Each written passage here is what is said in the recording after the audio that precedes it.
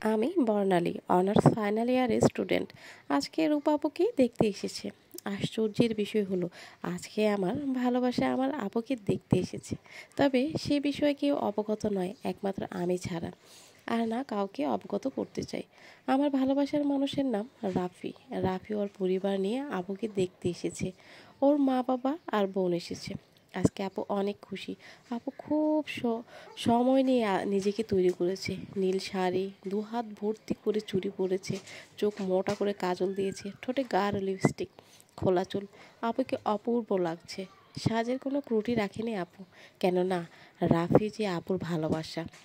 কিন্তু রাফির ভালোবাসা, আপু 1 বছর যাবৎ রাফিকে পছন্দ করে, সেটা আমি 6 মাস আগেই জেনেছি। দেখাদেখির পর্ব শেষ। আমার ধারণা আপুকে ওদের পছন্দ হয়েছে, হবেই বা না কেন বলেন। আপু দেখতে অসম্ভব সুন্দর, আবার গ্র্যাজুয়েশনও কমপ্লিট করেছে।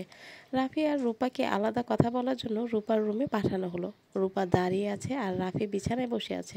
রূপা শাড়ির আঁচল দিয়ে হাত পেঁচাচ্ছে আর অপেক্ষা করছে কখন রাফি মুখ খুলবে, কথা বলবে। রাফির কেন জানি কথা বলতে ইচ্ছেই করছে না। হঠাৎ করে রাফির কাশি উঠে যায়। রূপা অস্থির হয়ে যাচ্ছে রাফির জন্য। তারপর দরজার সামনে গিয়ে ছোট বোনকে ডাকলো, বর্ণা এই বর্ণা, পানি নিয়ে আয় তো। আসছি। দেরি দেখে আবারও ডাক দিল, বর্ণা বর্ণা তাড়াতাড়ি আয়। বর্ণা নামটি শুনে রাফির কাশি থেমে গেল। দরজার দিকে এক দৃষ্টিতে চেয়ে আছে কারো প্রবেশের জন্য। বর্ণা তাড়াতাড়ি পানি নিয়ে ঢুকলো। রাফি ওকে গুটিয়ে গুটিয়ে দেখছে। হালকা পেস্ট কালার একটা থ্রি পিস পরেছে, চুলগুলো উঁচু করে বাঁধা, গায়ের রং উজ্জ্বল শ্যামলা, বড় বড় চোখ, পাতলা ঠোঁট, লম্বা পাতলা গায়ের গড়ন, চেহারায় কেমন একটা দুঃখী দুঃখী ভাব। সব মিলিয়ে রাফির বন্যাকে মোহনীয় লাগছে, অসাধারণ কেউ। সবচেয়ে আশ্চর্যজনক ব্যাপার হলো, বর্ণা একেবারেও রাফির দিকে চোখ তুলে তাকায়নি। বর্ণা পানি ঢেলে গ্লাস মাথা নিচু করে রাফির দিকে বাড়িয়ে দেয়। রাফি কিছুক্ষণ থেমে ওর হাত থেকে গ্লাস নিয়ে পানিটা খেয়ে নিল। বর্ণা গ্লাস জগ না নিয়ে চুপচাপ বেরিয়ে গেল। রাফি সেদিকে চেয়ে রইল। রূপা বলল, আপনি ঠিক আছেন? রাফি আমতা আমতা করে বলল, অ্যাকচুয়ালি সরি, আমার ঠান্ডা লেগেছে, আমাদের সমস্যায় ফেললাম, বিশেষ করে ওনাকে। ইস, ওকে, ও আপনার বোন?